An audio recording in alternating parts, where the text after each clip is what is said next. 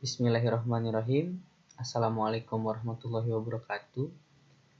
Perkenalkan, nama saya Naufal Rizkullah dengan NIM 2013511099, Teknik Informatika kelas pagi A. Di sini saya akan menjelaskan fungsi dan isi dari device manager, disk manager, dan cara melakukan partisi ruang memori dan menggabungkan ruang memori yang telah dipartisi.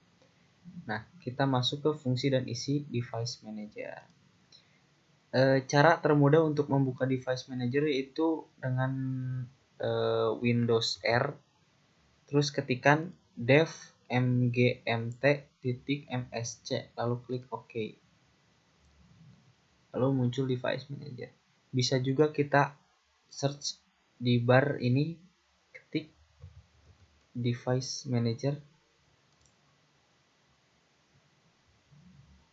Oke, bisa juga di sini tekan klik kanan atau Windows X lalu klik device manager.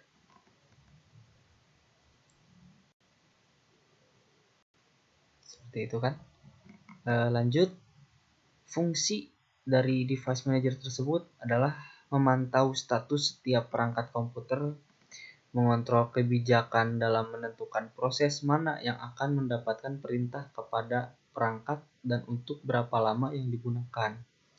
Yang ketiga adalah mengalokasikan dan menonalokasikan perangkat pada setiap tingkat proses dan tingkat tugas dari perintah dalam komputer. Isi dari device manager itu ada audio input dan output, sebuah list device yang mencantumkan semua perangkat audio input dan output, contohnya kayak mikrofon, speaker komputer, dan perangkat audio USB. Ada baterai di sini device yang berfungsi untuk menampilkan komponen hardware yang memasok daya ke perangkat komputer. Lanjut, ada Bluetooth, yaitu memberikan teknologi nirkabel dengan menggunakan frekuensi radio untuk berbagi data dalam jarak tertentu. Ada juga kamera. Komputer menampilkan kondisi driver perangkat elektronik Anda pakai saat ini. Ada disk drive, ada juga display adapter, sebuah perangkat keras yang dipasang ke komputer untuk menghasilkan gambar visual. Lanjut, ada DVD, CD-ROM drive, perangkat disk optik dalam sistem komputer yang memungkinkan Anda menggunakan CD, DVD, dan disk Blu-ray untuk mendengarkan musik atau menonton film serta kebutuhan lainnya. Ada firmware, ada human interface device, yaitu definisi kelas perangkat untuk menggantikan konektor dengan device USB genetik untuk mendukung perangkat HID seperti keyboard, mouse, game controller, dan lain-lain. Lanjut, ada IDE, ATA, dan ATAPI controller. Ini juga dikenal sebagai ATA controller atau sistem paralel antarmuka antara sistem mikroprosesor host dan perangkat IDE standar.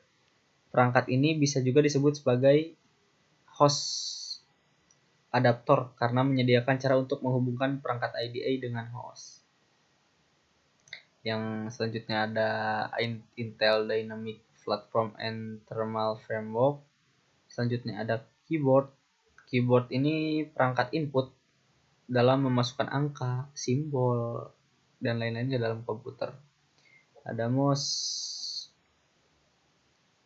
and other pointing device. Perangkat input untuk komputer seperti mouse, joystick, atau yang lainnya, di mana pengguna dapat memanipulasi kursor pada layar komputer. Selanjutnya ada monitor. Monitor adalah sebuah perangkat keluaran elektronik yang dikenal sebagai terminal dalam menampilkan video atau unit tampilan video. Ada network adapter, yaitu komponen perangkat keras internal komputer yang digunakan untuk berkomunikasi melalui jaringan antar komputer lainnya. Lalu ada other device, front, processor, SD host adapter, security device, software component, software device, sound, strong controller, system device, dan universal serial bus controller. Terus masuk ke yang kedua adalah fungsi dan isi disk management. Cara membuka disk management sama, klik Windows, lalu search disk management, lalu klik yang bagian ini. Bisa juga klik kanan, lalu klik yang disk management. Itu sudah diperlihatkan. Disk management adalah perpanjangan dari konsol manajemen Microsoft yang memungkinkan pengelolaan penuh perangkat keras berbasis disk yang diakui oleh Windows. Manajemen disk ini digunakan untuk mengelola drive yang dipasang di komputer seperti hard disk drive, internal dan eksternal, optical disk drive, dan flash drive. Ini dapat digunakan untuk mempartisi drive, memformat drive, menetapkan huruf drive, dan banyak lagi. Manajemen disk memiliki dua bagian utama, bagian atas dan bawah. Bagian atas manajemen disk berisi daftar semua partisi di format atau tidak yang dikenali Windows. Bagian bawah adalah manajemen disk yang berisi representasi grafis dari drive fisik yang diinstal di komputer. Itu.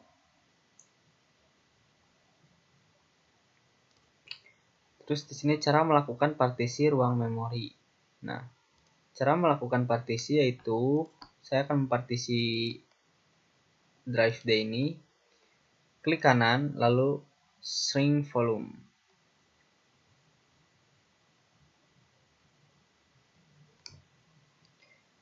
Di sini saya akan membaginya menjadi 5 GB ya. Berarti 5120. Kita klik shrink, kita tunggu. Nah, sudah ada ya, tetapi masih unlocated. Di sini ada perbedaan warna, di sini penyimpanan primary dan di sini belum menjadi penyimpanan primary karena masih unlocated.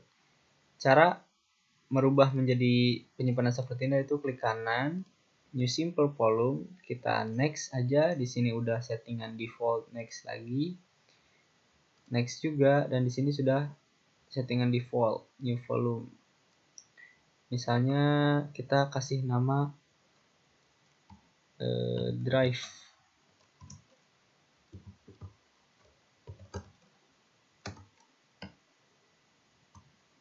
Oke, kita next, finish. Nah, kita sudah berhasil membagi partisi. Di sini ada drive F yang masih kosong. Selanjutnya adalah menggabungkan ruang memori yang telah dipartisi di perangkat komputer. Nah, di sini kita menggabungkannya